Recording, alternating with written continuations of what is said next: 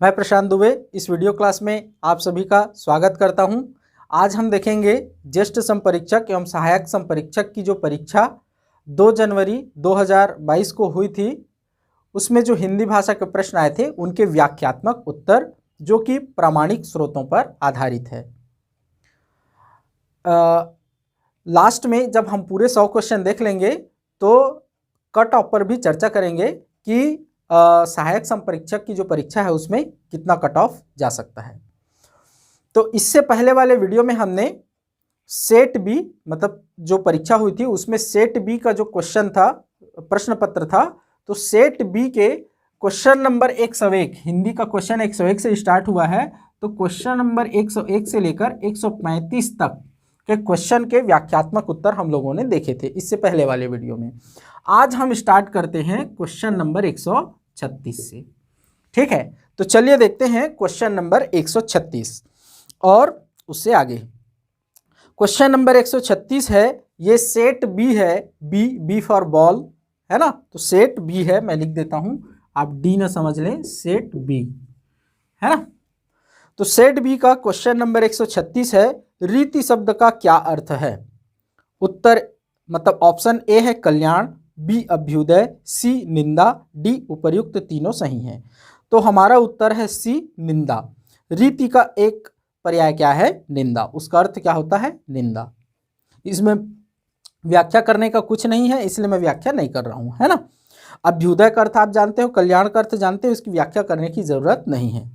137 में आते हैं, निर्दयी, विरहिणी और नरक, इन तीनों शब्दों के संदर्भ में कौन सा विकल्प सही है ना। क्या दिया हुआ है, 3 शब्द दिए हुए हैं। पहला दिया हुआ है निर्दयी, दूसरा विरहिणी और तीसरा दिया हुआ है नरक। इन तीनों शब्दों के संदर्भ में कौन सा कथन सही है। तो ए में दिया है निर्दयी, जो है वो क्या है, निर्दयी शब्द शुद्ध है ऐसा करके दिया है। उत्तर बी में क्या दिया हुआ है, विरहिणी शब्द जो है वो शुद्ध है करके दिया हुआ है। उत्तर सी में दिया हुआ है नरक शब्द शुद्ध है करके, और डी में दिया हुआ है तीनों शुद्ध है करके, है ना। तो हमारा उत्तर क्या होगा, सी नरक शब्द जो है वो शुद्ध है ना। निर्दयी शुद्ध नहीं है, इसका शुद्ध रूप क्या होता है, निर्दय होता है, निर्दयी नहीं होता। विरहिणी का शुद्ध रूप क्या होता है, विरहिणी होता है। विरह में इनी प्रत्यय जोड़ने से विरहिणी बनता है, जैसे गृह में इनी प्रत्यय जोड़ने से गृहिणी बनता है ना। वाह में इनी प्रत्यय जोड़ने से वाहिनी बनता है। दामन में इनी प्रत्यय दाम में इनी प्रत्यय जोड़ने से दामिनी बनता है। कुमुद में इनी प्रत्यय जोड़ने से कुमुदिनी बनता है। वैसे ही विरह में इनी प्रत्यय जोड़ने से विरहिणी बनता है। नरक शब्द शुद्ध है, नर्क जो है ऐसा नहीं लिखा था, स्वर्ग ऐसा लिखते हैं, इस चक्कर में कई लोग नर्क करते रहते हैं। नर्क गलत है, ये नरक क्या है, सही है ना। और तीनों शुद्ध है तो हो ही नहीं सकता, तो हमारा उत्तर क्या है, ऑप्शन सी नरक। ठीक है, चलिए अगला क्वेश्चन देखते हैं, 138 नंबर। तो निम्नलिखित शब्दों में जो शब्द शुद्ध है उसका चयन कीजिए। निम्नलिखित शब्दों में जो शब्द शुद्ध है उसका चयन कीजिए, ऐसा करके 4 ऑप्शन दिया हुआ है। तो देखते हैं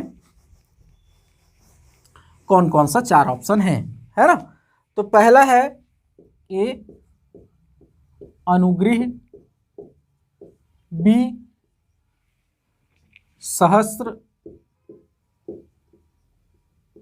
सी आह्लाद और डी है सुगंधि। इनमें से कौन सा शब्द शुद्ध है ये हमको बताना है। तो हमारा उत्तर है बी, ये सहस्त्र शब्द जो है वो शुद्ध है ना। देखते हैं इनका शुद्ध रूप क्या है, अनुग्रह नहीं होता, क्या होता है, अनुग्रह होता है, अनुग्रह राशि आपने सुना होगा। आह्लाद नहीं होता, क्या होता है, आह्लाद होता है। इसीलिए इसको कैसे लिखते हैं, आ ह के ऊपर और लाद ऐसा करके लिखते हैं। इसका अर्थ क्या है, आह्लाद। जैसे चिन्ह कैसे लिखते हैं, ऐसा यहां पर रहता है ना, इसका अर्थ क्या है, चिन्ह नहीं होता, ये गलत है, क्या होता है, चिन्ह होता है ना।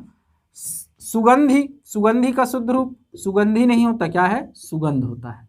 और सहस्त्र सही है, ये गलत है, बल्कि सहस्त्र, त्र गलत है, सहस्त्र नहीं होता, क्या होता है, सहस्त्र। स्र में क्या है, स्र में स धन र, और त्र में क्या है, स धन त्र है ना। तो क्या होता है, स धन र होता है। और ये त्र कहाँ होता है, तो स्तोत्र में, स्तोत्र में होता है। ऐसा स्तोत्र मतलब किसी की प्रशंसा में लिखा गया कोई श्लोक वगैरह, उसको स्तोत्र कहते हैं, है ना।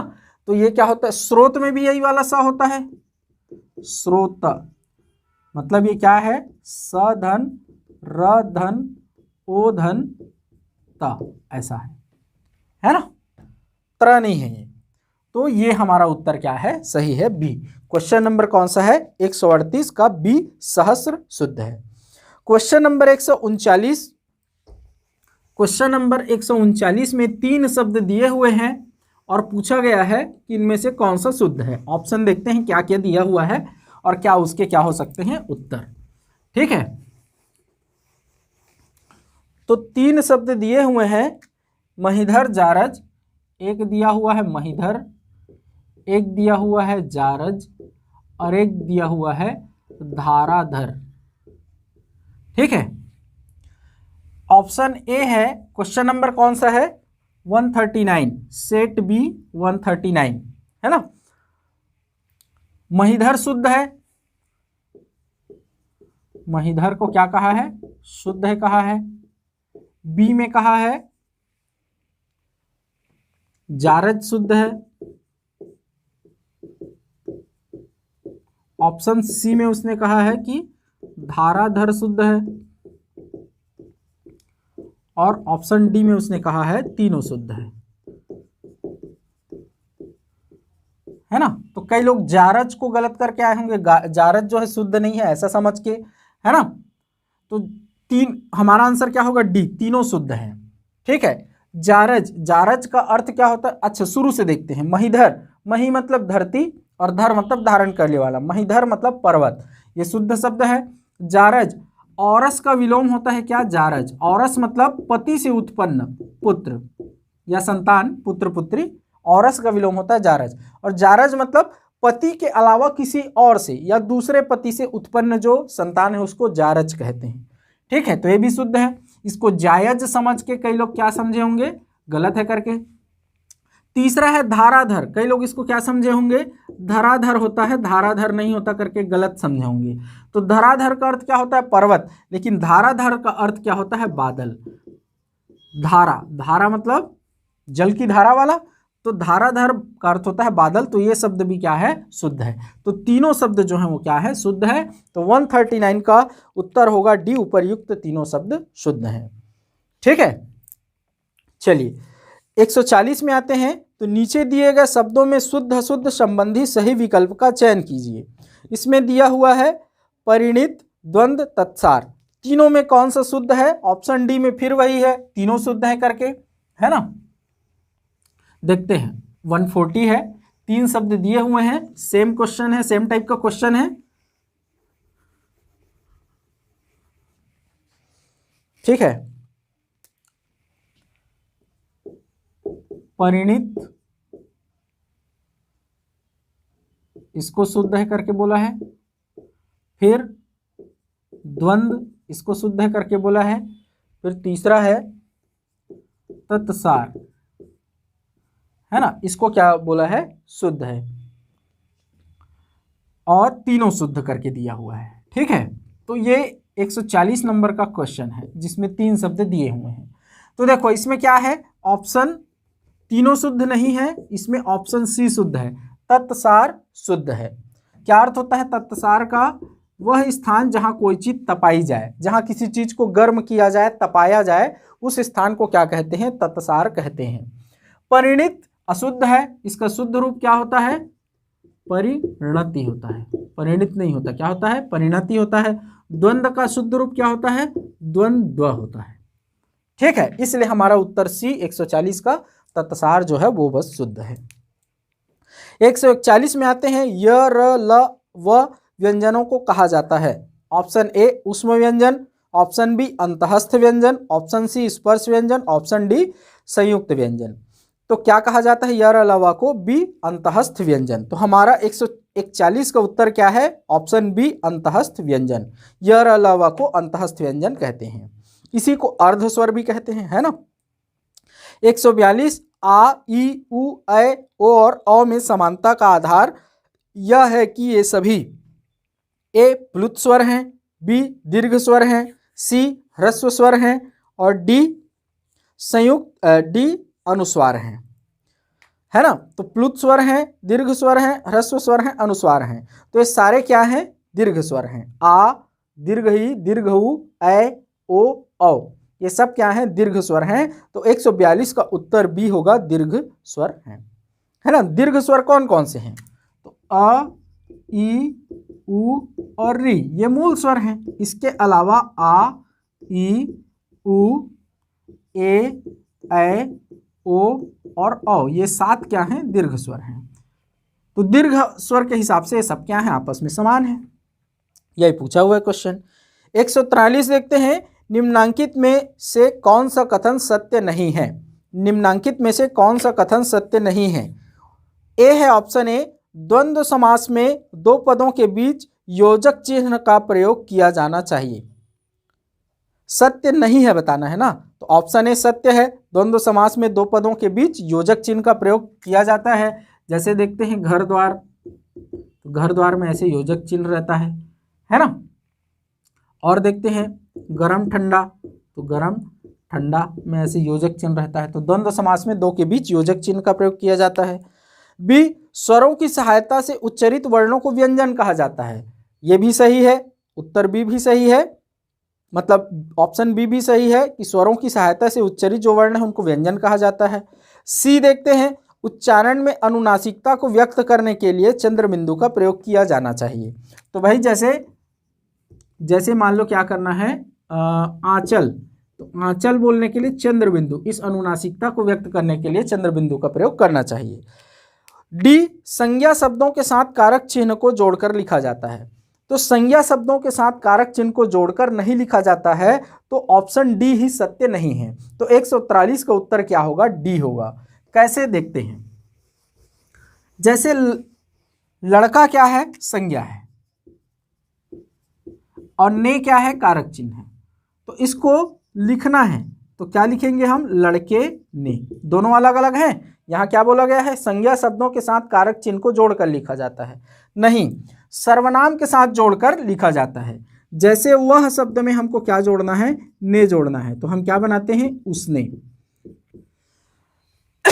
तुम शब्द के साथ हमको ने जोड़ना है, तो हम क्या बनाते हैं? तुमने। तो संज्ञा शब्दों के साथ कारक चिन्ह को जोड़कर नहीं लिखते, बल्कि सर्वनामों के साथ हम कारक चिन्ह को जोड़कर लिखते हैं। तो जो डी वाला ऑप्शन है वो क्या होता है? गलत है, इसलिए 143 का उत्तर क्या है? डी। 144 में आते हैं, खड़ी पाई वाले व्यंजनों के संयुक्त रूप उनकी खड़ी पाई को हटाकर बनाए जाते हैं। इस नियम का सटीक उदाहरण है। 4 ऑप्शन दिया हुआ है। तो सबसे पहले तो हम समझते हैं खड़ी पाई वाले व्यंजन। तो खड़ी पाई वाले व्यंजन किसको कहते हैं? जिसके लास्ट में क्या हो? एक लकीर हो। देखते हैं, मैं बता रहा हूं, है ना। क्वेश्चन 144 में देख रहे हैं, खड़ी पाई, खड़ी पाई जैसे देखते हैं ग में लास्ट में एक लकीर है, घ में लास्ट में एक लकीर है, च में लास्ट में एक लकीर है, प में लास्ट में एक लकीर है, लेकिन ह में नहीं है। ह में है क्या? नहीं है। द में है क्या? नहीं है। ड में है क्या? नहीं है। तो ये खड़ी पाई वाले हैं, ये खड़ी पाई वाले नहीं हैं। तो खड़ी पाई वाले जो व्यंजन हैं उनका संयुक्त रूप जो है खड़ी पाई को हटाकर बनाया जाता है। बिल्कुल जैसे देखते हैं ग्लानी बनाना है, तो ग में से खड़ी पाई को हटा देंगे, तो ग्लानी, ग में से उस लकीर को हमने हटा दिया, ये वाले लकीर को, तो ऐसा बना। तो उसका सटीक उदाहरण कौन सा है? 4 दिया हुआ है। एक उचक्का, देख लेते हैं, उचक्का, बी बुढ़ा, सी ख्याति और डी लट्टू, है ना। तो देखो इसमें उचक का तो आधा का तो खड़ी पाई वाला नहीं है, लास्ट में कहाँ खड़ी पाई है ना, तो ये नहीं है उसका उदाहरण।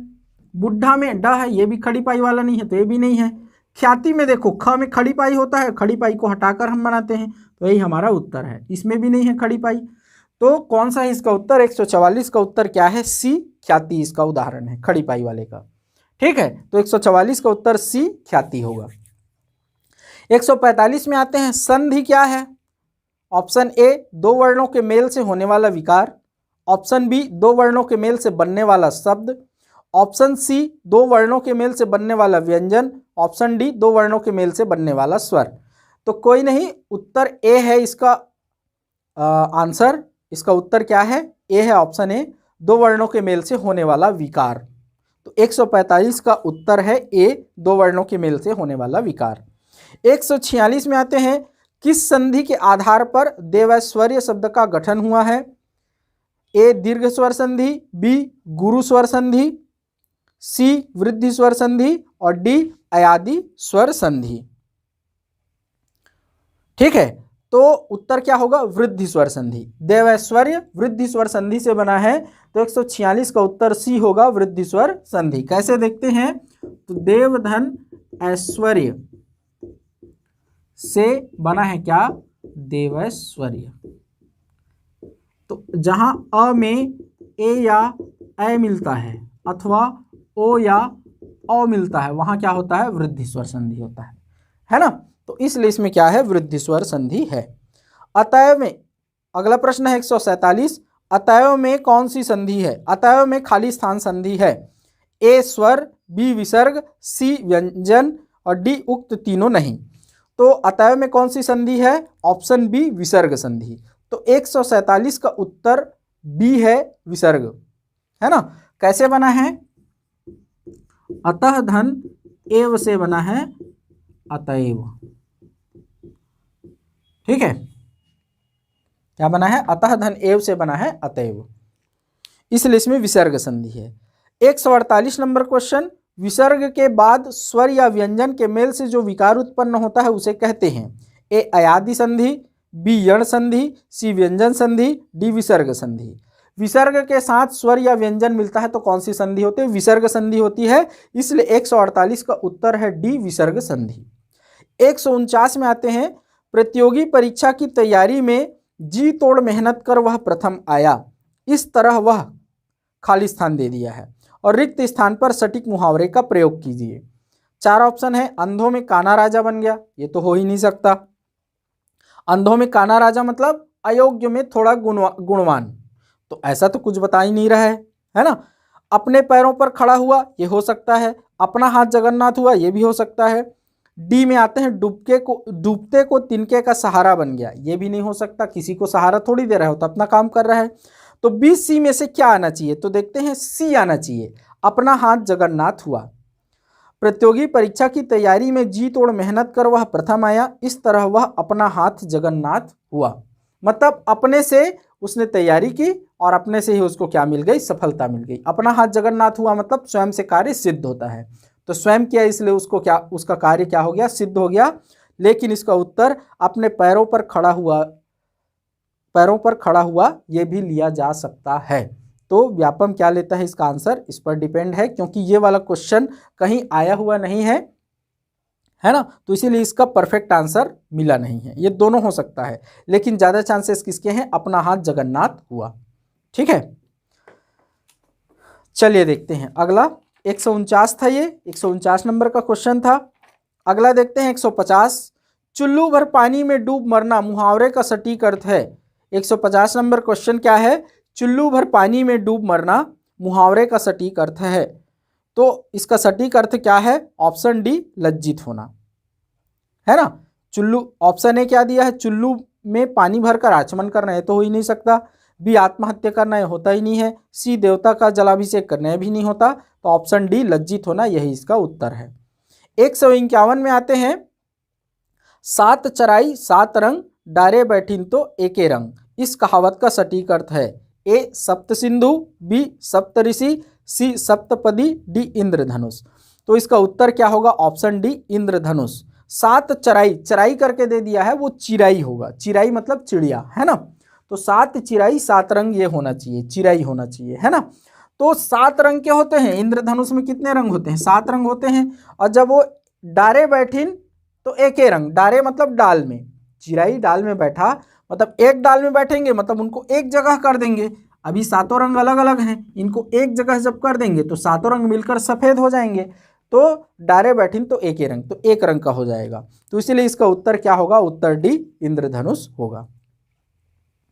152 में आते हैं, खुशियां मनाना का समानार्थक मुहावरा है। खुशियां मनाते हैं तो क्या करते हैं हम? जैसे दीपावली में हम खुशियां मनाते हैं तो क्या करते हैं? दीपक जलाते हैं। तो क्या होगा? घी के दीपक जलाना। ऑप्शन डी इसका उत्तर होगा 152 का, घी के दीपक जलाना। ठीक है। घर में गंगा बहाना, ये उसका उत्तर नहीं होगा। घूरे के दिन फिरना मतलब किसी का भाग्य जो है बदल जाना, अभागा का भाग्य बदल जाना या अयोग्य का भाग्य बदल जाना, अच्छा चीज मिल जाना, ये होगा घूरे के दिन फिरना। बंदूक छोड़ना मतलब बुरा काम छोड़ देना, ये होगा, है ना। घर में गंगा बहाना मतलब हाँ, ये इसका अर्थ नहीं होगा। ठीक है, तो क्या होगा? घी के दीपक जलाना। 153 में देखते हैं, 153 नंबर क्वेश्चन को ध्यान से सुनिएगा। अल्प विराम चिन्ह का उपयोग किस स्थान पर किया जाता है? क्वेश्चन है, अल्प विराम चिन्ह का उपयोग किस स्थान पर किया जाता है? ऑप्शन ए है, जब एक ही शब्द भेद के दो दो शब्दों के बीच में समुच्चय बोधक ना हो वहां पर। तो ए सही है। क्या कहा है? जब एक ही शब्द भेद के दो शब्दों के बीच समुच्चय बोधक ना हो तो वहां समुच्चय बोधक अव्यय ना हो तो वहां अल्प विराम का हम क्या करते हैं? प्रयोग करते हैं। ठीक है, जैसे मान लो गली गली, इसमें या क्या कर देते हैं? राम और भरत, ऐसे दो शब्द हैं, है ना। इनके बीच अभी क्या है? अव्यय है। कौन सा अव्यय बोला है? समुच्चय बोधक अव्यय, समुच्चय बोधक अव्यय है। ये नहीं रहेगा तो हम क्या करेंगे? राम भरत ऐसा लिखेंगे। तो जब समुच्चय बोधक ना हो तो अल्प विराम का हम प्रयोग करते हैं। तो ए सही है। बी, जब एक ही शब्द भेद के 3 या अधिक शब्द आवे और उनके बीच विकल्प में समुच्चय बोधक रहे तब अंतिम शब्द को छोड़ शेष शब्दों के पश्चात। बिल्कुल ठीक है। जब इसी को हम क्या करें? राम भरत शत्रुघ्न, तो 3 है तो 3 के में लास्ट में हम क्या करते हैं? और लगाते हैं, और उससे पहले वाले में क्या करते हैं? अल्प विराम। राम भरत और शत्रुघ्न जा रहे हैं तो इसी को बोल रहा है वो, तो बी भी सही है। सी, समानाधिकरण शब्दों के बीच में, समानाधिकरण मतलब एक ही कारक में जो शब्द हो उनके बीच। तो एक ही कारक में, जैसे यहां पर राम और भरत दोनों क्या है? एक ही कारक में है, कर्ता कारक में है, तो दोनों के बीच अल्प विराम लगाते हैं। तो सी भी सही है। तो ऑप्शन डी इसका उत्तर होगा उपर्युक्त तीनों प्रयोगों की स्थितियों में। तो 153 का उत्तर क्या होगा? डी, उपर्युक्त तीनों प्रयोगों की स्थितियों में। ठीक है, ये समझ में आ गया होगा क्या कह रहा हूं मैं, ये बताया जो मैंने। फिर देखते हैं 154 नंबर प्रश्न, भारत की राजधानी बताओ, इस वाक्य के अंत में किस विराम चिन्ह का प्रयोग होगा? ए प्रश्न चिन्ह, बी पूर्ण विराम, सी अपूर्ण सूचक चिन्ह, डी इनमें से कोई नहीं, है ना। तो क्या लगेगा? कई लोग यहां प्रश्न चिन्ह लगाकर आए होंगे, लेकिन इसका उत्तर बी होगा पूर्ण विराम। 154 का उत्तर बी पूर्ण विराम। क्यों? भारत की राजधानी बताओ, यहां क्वेश्चन नहीं किया जा रहा, मतलब यहां प्रश्नवाचक वाक्य नहीं है, ये क्या है? आज्ञावाचक वाक्य है, और आज्ञावाचक वाक्य के अंत में पूर्ण विराम लगता है। तो क्या होगा? भारत की राजधानी बताओ। ये कामता प्रसाद गुरु में दिया हुआ है। विराम चिन्ह के लगभग सारे क्वेश्चन कामता प्रसाद गुरु से आए हैं, है ना। तो यहां पूर्ण विराम लगता है। क्यों? क्योंकि ये प्रश्नवाचक वाक्य नहीं है, बल्कि क्या है? ये आज्ञावाचक वाक्य है। यहां हम किसी को आदेश दे रहे हैं बताने के लिए। ठीक है, प्रश्नवाचक में पूछते हैं, आदेश नहीं होता है ना। ठीक है, तो यहां पूर्ण विराम लगेगा। 155 में आते हैं, क्यों री क्या तू आंखों से अंधी है, इस वाक्य के अंत में किस विराम चिन्ह का प्रयोग होगा? ए आश्चर्य चिन्ह, बी प्रश्न चिन्ह, सी निर्देशक चिन्ह, डी पूर्ण विराम। तो इसका उत्तर 155 का होगा आश्चर्य चिन्ह। आश्चर्य चिन्ह आश्चर्य चिन्ह को और क्या कहते हैं? विस्मयादि बोधक चिन्ह, विस्मयादि बोधक चिन्ह।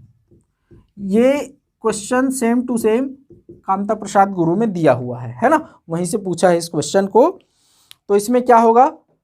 आश्चर्य चिन्ह होगा, क्योंकि यहाँ हम प्रश्न नहीं पूछ रहे हैं, यहाँ हम आश्चर्य नहीं, विस्मयादि बोधक जो चिन्ह है ना, उसके अंतर्गत क्या आता है? विस्मय मतलब आश्चर्य, हर्ष मतलब प्रसन्नता, शोक, घृणा, तिरस्कार, स्वीकार, इन सारे प्रकार के जो भी भाव है, भाव को जब हम व्यक्त करते हैं तो ये वाला चिन्ह लगाते हैं। इसको क्या कहते हैं? उल्टा आई को विस्मयादि बोधक चिन्ह कहते हैं, है ना। तो ये लगाते हैं, तो यहाँ हम भाव व्यक्त कर रहे हैं, है ना। क्यों री, क्या तू आंखों से अंधी है? पूछ नहीं रहे हैं, भाव व्यक्त कर रहे हैं। पागल है क्या? ये काम देख रही है, सामने नहीं कर रही है, भाव व्यक्त कर रहे हैं, गुस्से वाला भाव, इसलिए वहां कौन सा लगेगा? विस्मयादि बोधक चिन्ह, जिसको आश्चर्य चिन्ह कहते हैं। तो 155 का उत्तर ए होगा, आश्चर्य चिन्ह। 156 बढ़ता हुआ मनोविकार सूचित करने के लिए प्रयुक्त विराम चिन्ह की दृष्टि से निम्नांकित में कौन सा उदाहरण सही है ना। तो ए, तो इसका उदाहरण उत्तर ए सही है। शोक के बाद 2 ठो आश्चर्य चिन्ह और महाशोक के बाद 3 आश्चर्य चिन्ह, ये वाला उत्तर सही है। तो उत्तर ए सही है, 156 का उत्तर ए सही है। 2 विराम, 2 आश्चर्य चिन्ह और 3 आश्चर्य चिन्ह। ये क्वेश्चन भी कामता प्रसाद गुरु में दिया हुआ है, सेम टू सेम वहीं से उठाया हुआ है ना। कामता प्रसाद गुरु की हिंदी की पुस्तक है, उसमें दिया हुआ है। 157 में आते हैं, विदेशी भाषा से हिंदी में आया उपसर्ग निम्नांकित में से कौन सा है? तो 4 उपसर्ग दिए हुए हैं, एक है कम, दूसरा है कु, तीसरा है नी और चौथा है अन। ठीक है, तो देखो ये कम जो है ये विदेशी भाषा से आया है, अरबी फारसी का उपसर्ग है ये कमसीन। इससे क्या शब्द बनता है? कमसीन, कम अक्ल, ये बनता है ना। कमजोर, ये सब कम से बने हैं। ये सब कहाँ का है? अरबी फारसी का उपसर्ग है कम। कु कहाँ का उपसर्ग है? संस्कृत का उपसर्ग है, तत्सम उपसर्ग। नी तत्सम उपसर्ग है, अन जो है तद्भव उपसर्ग है। तो ये जो है कम, ऑप्शन ए।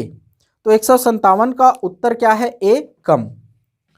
158 निम्नांकित में से किस शब्द में गुण संधि का प्रयोग हुआ है?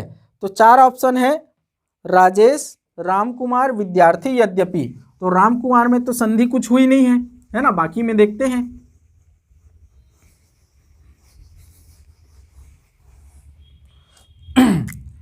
एक 158 नंबर क्वेश्चन है, इसमें 4 ऑप्शन है।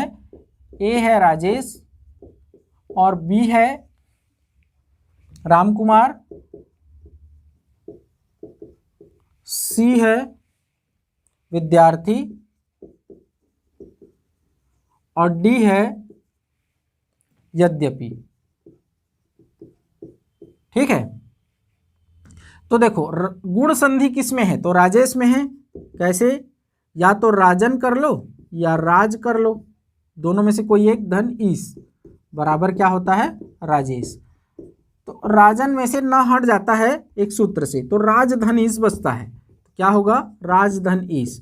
तो इसी में क्या है? गुण संधि है। बाकी विद्यार्थी में तो दीर्घ स्वर संधि है, विद्याधन अर्थी से बना है तो दीर्घ स्वर संधि है, और यद्यपि में यण स्वर संधि है, यदि धन अपी से बना है ना।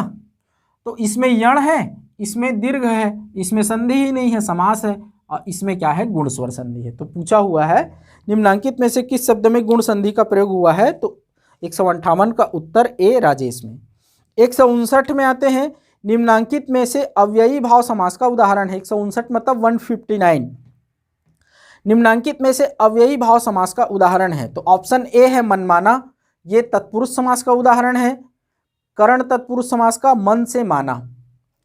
बी डाकघर, तो डाक के लिए घर, ये चतुर्थी या संप्रदान तत्पुरुष समास का उदाहरण है। सी स्वादहीन, स्वाद से हीन, यह पंचमी तत्पुरुष समास का उदाहरण है। डी आजीवन, जीवन पर्यंत, ये ऑप्शन डी आजीवन जो है वही क्या है, अव्ययी भाव समास का उदाहरण है। तो 159 का उत्तर होगा डी आजीवन।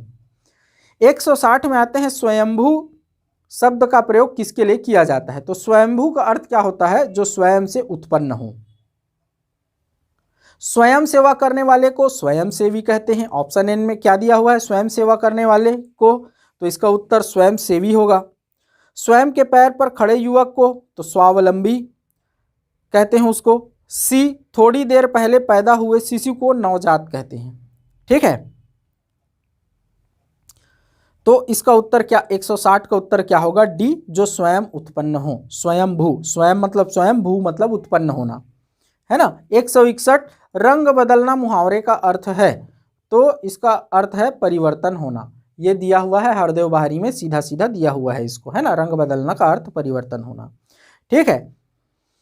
162 कपटी मित्र किस मुहावरे का अर्थ है? तो ये तो सारे पुस्तकों में मिल जाएगा, आस्तीन का सांप। इसका उत्तर 162 का उत्तर डी, आस्तीन का सांप होगा। ठीक है, आस्तीन मतलब आस्तीन, हाथ जो कमीज बनवाते हैं तो आस्तीन, आस्तीन में सांप है, आप उसको मित्र समझ रहे हो और फट से काट दिया। तो कपटी मित्र है, छुपा हुआ मित्र है, छुपा हुआ क्या है? हाँ, कपटी मित्र है, जो मित्र समझ रहे थे काट दिया, तो आस्तीन का सांप होगा। 162 का उत्तर डी, आस्तीन का सांप। 163 हवा के घोड़े पर सवार होना मुहावरा का उपयुक्त अर्थ है, तो इसका उपयुक्त अर्थ है डी, बहुत जल्दी में होना। ये भी हरदेव बहारी में दिया हुआ है ना। तो 163 हवा के घोड़े पर सवार होना का उत्तर है ऑप्शन डी, बहुत जल्दी में होना। 164 का उत्तर है, मतलब 164 क्वेश्चन पढ़ते हैं। अधजल गगरी छलकत जाए कहावत का अर्थ है, तो अधजल गगरी छलकत जाए मतलब यदि गगरी, गगरी मतलब छोटा घड़ा आधा भरा है तो छलकता है, तो वैसे ही जो अल्पज्ञानी है वो बात ज़्यादा करते हैं, पाखंड ज़्यादा करते हैं, डिंग हाँकते हैं, उनको पूरा चीज़ मालूम नहीं होता फिर भी क्या करते हैं, बोलते हैं, छलकते जाते हैं, है ना। तो इसका उत्तर होगा डिंग हाँकना, ए। 164 का उत्तर होगा ए, डिंग हाँकना। 164 प्रश्न क्या है? अज्जल गगरी छलकत जाए कहावत का अर्थ है, तो उत्तर है ऑप्शन ए, डिंग हाँकना। 165 में आते हैं, किस विराम चिन्ह का प्रयोग शब्दों के युग्म में अथवा शब्दों को दोहराने में किया जाता है? किस विराम चिन्ह का प्रयोग शब्दों के युग्म में अथवा शब्दों को दोहराने में किया जाता है ना। ए है योजक चिन्ह, बी है निर्देशक चिन्ह, सी है लाघव चिन्ह और डी है त्रुटिपूरक चिन्ह। तो योजक चिन्ह उत्तर है ए। 165 का उत्तर क्या है? ए, योजक चिन्ह। योजक चिन्ह का प्रयोग हम किस में करते हैं? युग्म, शब्दों के युग्म में या शब्दों को दोहराने में। जैसे शब्दों के युग्म में, जैसे मैं क्या लिखूं? तेलवेल, तो तेलवेल ऐसा लिखता हूं, तो ये क्या है? योजक चिन्ह। इस चिन्ह को क्या कहते हैं? योजक चिन्ह कहते हैं, है ना।